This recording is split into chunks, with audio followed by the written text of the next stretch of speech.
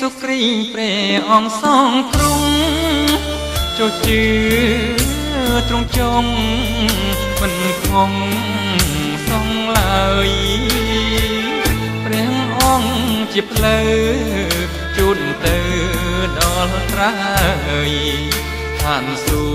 ស្ដីអើយបានរួញទុំស្មើយពីក្តីវេទនីព្រះយេស៊ូវគ្រីស្ទនេះជាក្តីពិតនឹងពីជីវិតឋិតថេវេលីព្រមទ្រង់ជាព្រះពេញរិទ្ធដែលជាមានព្រះ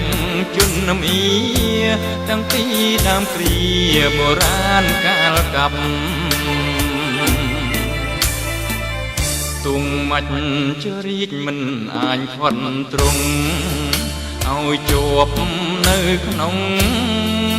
ឋានឃុំមនុស្សស្លាប់ទ្រង់សគុណតែ3ថ្ងៃសម្រាប់ជាថ្លៃឈ្នួលបា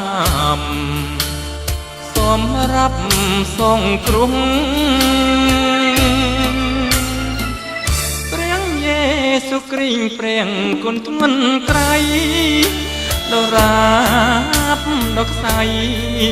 ថ្វាយអង្គទ្រង់ជង់រងបនដាសាសុគត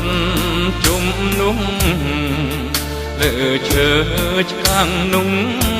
ដើម្បីនឹងលំនោះឲ្យរួចទង